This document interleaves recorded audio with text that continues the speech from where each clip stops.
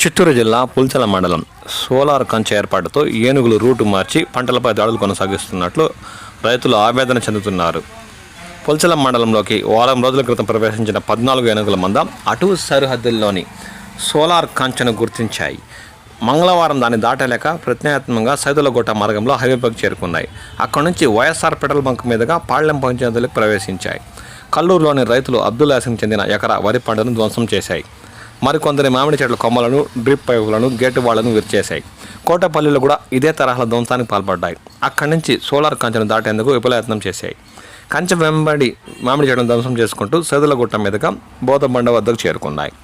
Ranger Thomas Sukumar, FSO Shafi, FBO Bhaskar ట్రాకర్స్తో కలిసి వీటిని వెంబడించారు. టపాకాలు పేల్చడంతో ఏనుగుల కోపంతో అటవీ అధికారులు ట్రాకర్స్పై తిరగబడ్డాయి. దీంతో అధికారులు వాటిని అలాగే వదిలేశారు. అవి పంటలను ధ్వంసం చేసుకుంటూ అడవిలోకి చేరుకున్నాయి. ధ్వంసమైన పంటలను అధికారులు బుధవారం ఉదయం పరిశీలించారు. మళ్లీ ఏనుగులు ఈ ప్రాంతానికి వచ్చే అవకాశం ఉందని వారు అప్రమత్తం చేశారు.